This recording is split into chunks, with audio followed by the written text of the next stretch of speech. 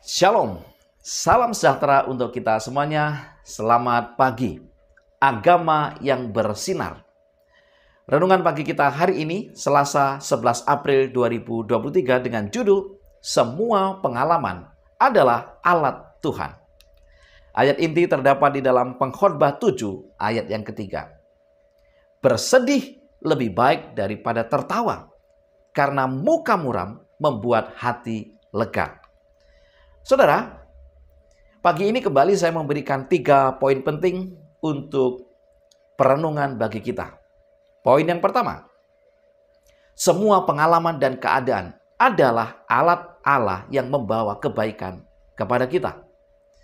Hidup yang terbaik halaman 475 mengatakan, semua penderitaan dan kemelaratan kita, semua kesedihan dan duka cita kita, semua penganiayaan dan pengucilan, pendek kata, segala perkara itu bekerja bersama-sama demi kebaikan kita. Semua pengalaman dan keadaan adalah alat Allah yang membawa kebaikan kepada kita. Nah, saudara, saya percaya saudara mempunyai pengalaman yang banyak dalam kehidupan saudara. Bahkan seringkali yang kita ingat adalah pengalaman-pengalaman yang buruk. Apakah itu penderitaan? Apakah itu kegagalan, apakah itu sakit hati, kekecewaan, apakah itu karena dimusuhi orang, dikucilkan, dan seterusnya. Dan seringkali pengalaman-pengalaman itu selalu kita ingat. Dan itu membawa kepada kita untuk membalas dendam atau sebaliknya. Kalau kita disakiti, kita berencana untuk menyakiti. Kalau kita dikecewakan, kita berusaha untuk mengecewakan orang lain. Apalagi itu adalah orang-orang yang bersinggungan langsung dengan kita.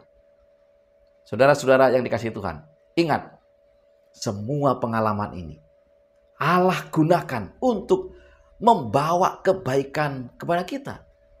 Pertanyaannya adalah, apa kebaikannya bagi saya?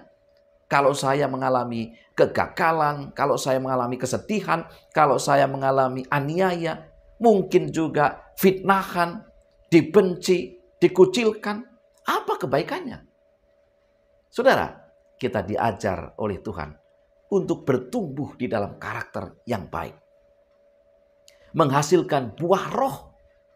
Kebaikan, kemurahan hati, sukacita, kedamaian, kasih, dan banyak hal lagi.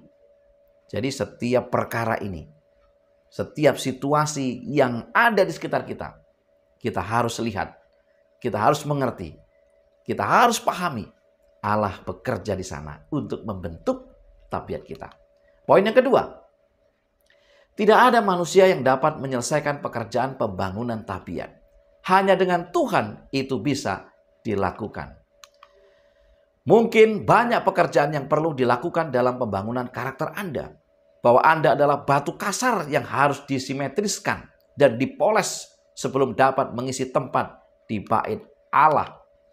Anda tidak perlu heran jika dengan palu dan pahap Tuhan memotong sudut tajam karakter Anda sampai Anda siap untuk mengisi tempat yang Dia sediakan untuk Anda. Tidak ada manusia yang dapat menyelesaikan pekerjaan ini. Hanya dengan Tuhan itu bisa dilakukan.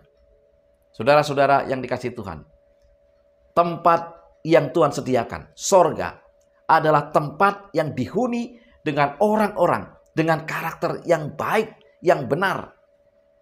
Orang-orang yang penuh dengan cinta kasih, bukan cinta diri. Nah, seringkali kita menghadapi situasi-situasi yang buruk. Contoh, kita pergi ke satu tempat swalayan misalnya atau supermarket. Ketika kita berhadapan dengan orang, mungkin dengan pelayannya, tiba-tiba pelayan itu menunjukkan muka yang masam, kata-kata yang kasar barangkali, atau ketemu dengan berbagai orang dimanapun kita berada, dan seakan-akan itu menyakiti hati kita. Lalu kita menjadi kecewa, kita seakan-akan marah, kita mau balas dendam. Ingat saudara, itu bisa saja adalah palu dan pahat Tuhan untuk memotong sifat amarah kita, sifat rasa membalas dendam kita, supaya kita menjadi orang-orang yang lemah lembut, orang-orang yang murah hati, orang-orang yang mengasihi. Jadi Seringkali ini adalah cara Tuhan untuk menolong kita bertumbuh dalam tabiat yang baik. Di poin yang ketiga dikatakan, Allah mengetahui kelemahan kita dan bekerja untuk memulihkan, bukan untuk menghancurkan. Testimonies for the Church jilid 7 halaman 264 mengatakan, dan yakinlah bahwa Dia tidak akan memberikan satu pukulan yang tidak berguna. Setiap pukulannya dipukul dalam kasih untuk kebahagiaan abadi Anda.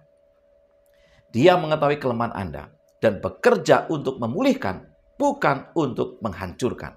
Mari kita catat ini. Allah bekerja untuk memulihkan, bukan untuk menghancurkan.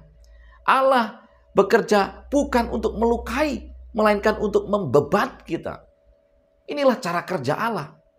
Jadi ketika kita dipukul oleh satu masalah, ketika kita dipukul oleh kekecewaan, oleh kegagalan, oleh kehidupan-kehidupan yang lain yang mungkin mendatangkan sakit hati kita harus ingat Allah, bahwa Allah sedang membentuk karakter kita. Allah sedang mengubah tabiat kita. Tabiat yang kasar menjadi tabiat yang halus. 3 poin utama kita hari ini adalah, yang pertama, semua pengalaman dan keadaan adalah alat Allah yang membawa kebaikan kepada kita. Yang kedua, tidak ada manusia yang dapat menyelesaikan pekerjaan pembangunan tabiat. Hanya dengan Tuhan itu bisa dilakukan. Dan yang ketiga, Allah mengetahui kelemahan kita dan bekerja untuk memulihkan, bukan untuk menghancurkan. Saudara, mari kita melihat dan memahami bahwa apapun yang terjadi dengan kehidupan kita, apakah kita mengalami kegagalan, kekecewaan, sakit hati, itu adalah cara Allah untuk memalu kita, memahat kita, memoles kita, supaya kita menjadi pribadi-pribadi yang berkarakter baik, yang mempunyai tabiat yang penuh kasih. Kiranya ini menjadi berkat bagi kita. Mari kita tunduk kepala dan berdoa. Terima kasih ya Tuhan, Allah yang penuh kasih, Allah yang terus bekerja untuk kebaikan bagi kami orang-orang berdosa. Berkati kami sepanjang hari ini, berkati umat-umat Tuhan dimanapun mereka berada. Dalam nama Yesus kami berdoa. Amin. Saudara-saudara yang dikasihi Tuhan, selamat beraktivitas. Agama yang bersinar. Tuhan memberkati kita.